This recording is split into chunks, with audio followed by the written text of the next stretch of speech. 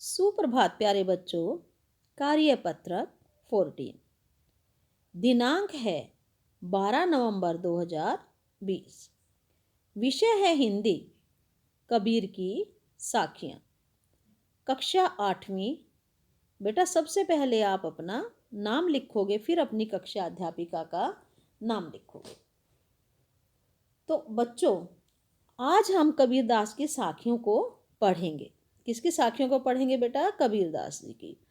कबीरदास ने जीवन से जुड़े आचरण, व्यवहार व आदर्श की चर्चा अपने दोहों में की है।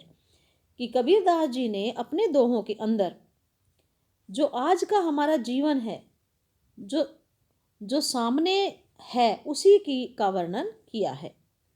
आचरण, व्यवहार व आदर्श की चर्चा की है। अपनी पाठ्य पुस्तक के पाठ कबीर की साखियों से हम आज दो साखियों या दोहों को समझने का प्रयास करेंगे। तो बेटा इसको साखियां भी कहते हैं और इनको दोहे भी कहते हैं। तो आइए पढ़ते हैं। जाति न पूछो साधु की, पूछ लीजिए ज्ञान। मोल करो तलवार का, पड़ा रहें दो म्यान। कि कबीर जी कहते हैं कि साधु की कभी भी जाति नहीं पूछनी चाहिए, बल्कि उसका परिचय कैसे पाना चाहिए? कि पूछ लीजिए ज्ञान, कि साधु का ज्ञान पूछ लो। अगर उसमें ज्ञान है तो वो साधु है, वरना वो साधु नहीं है। मोल करो तलवार का, पड़ा रहें दो म्यान। कि जिस चीज़ की आपको ज़रूरत है केवल उसी के बारे में पता करो, और जिसकी ज़रूरत नहीं है उसके बारे में पता मत करो। जैसे मोल करो तलवार का, कि हमें तलवार की ज़रूरत है तो हमें तलवार का ही मोल भाव करना चाहिए। लेकिन म्यान क्या होती है बेटा? म्यान के अंदर तलवार को रखा जाता है। तो पड़ा रहें दो म्यान, की म्यान के बारे में मोल भाव मत करो, क्योंकि म्यान की हमारी जिंदगी में कोई आवश्यकता नहीं है। भावार्थ क्या है देखिए, हमें किसी साधु की जाति या धर्म से कोई मतलब नहीं होना चाहिए। जो साधु होते हैं उसके जाति धर्म से हमारा कोई मतलब नहीं होना चाहिए, बल्कि उसके ज्ञान से मतलब होना चाहिए। किस चीज़ से मतलब होना चाहिए? ज्ञान से, कि साधु में कितना ज्ञान है। जैसे मोल भाव तलवार का करना चाहिए, न कि उसकी म्यान का, क्योंकि युद्ध में तलवार की उपयोगिता होती है, म्यान की नहीं। युद्ध में किसकी महत्ता होती है बेटा? तलवार की। तलवार युद्ध करती है, म्यान युद्ध नहीं करती। तो अब दूसरा दोहा है। आवत गारी एक है, उल्टत होई अनेक। कहे कबीर नहीं उलटिए, वही एक की एक। कबीर जी कहते हैं कि हमारे पास एक गाली आती है, कि हमारा जो विपक्षी है हमें एक गाली देगा।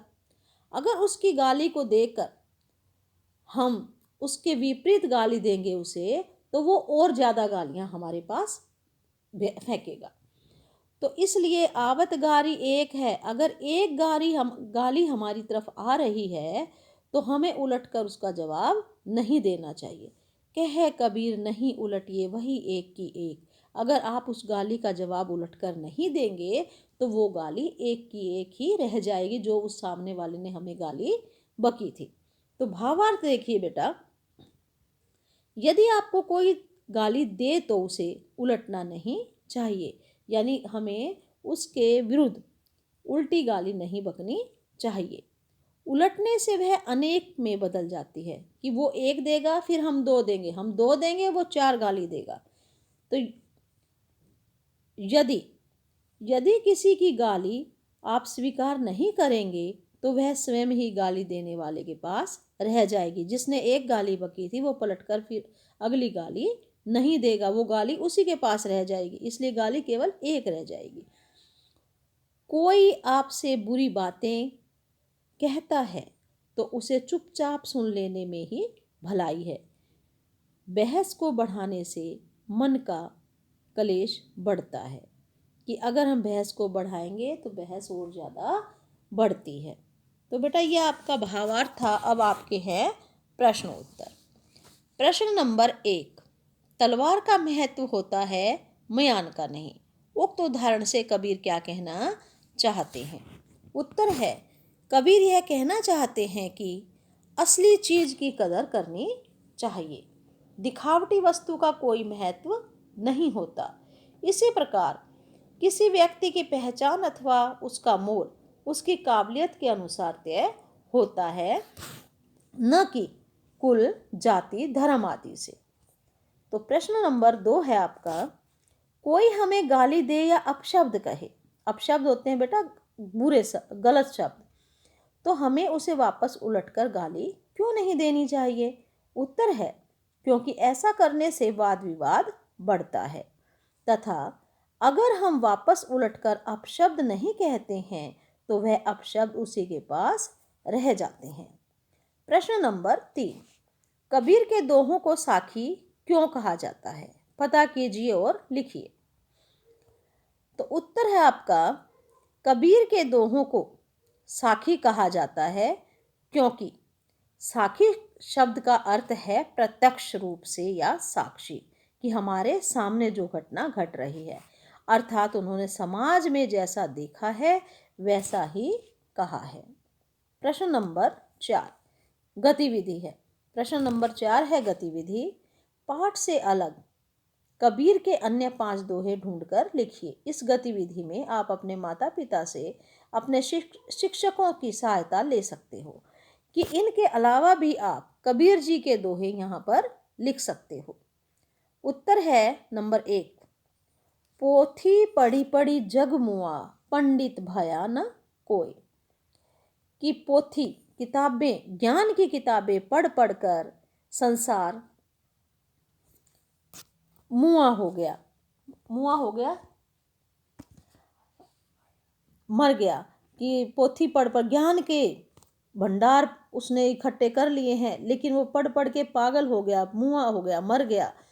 लेकिन ये सब पढ़ने के बावजूद भी पंडित भया न कोई। इतना सब कुछ पढ़ने के बाद भी वो पंडित नहीं बन पाया।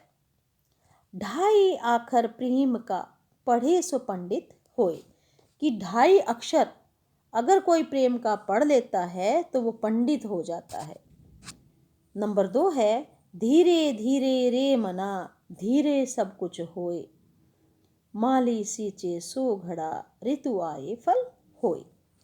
कि अब हे मन, धीरे धीरे अपने आप को मना, धीरे धीरे सब कुछ हो जाएगा। अपने आप को मनाओ तो धीरे धीरे सब कुछ ठीक हो जाएगा।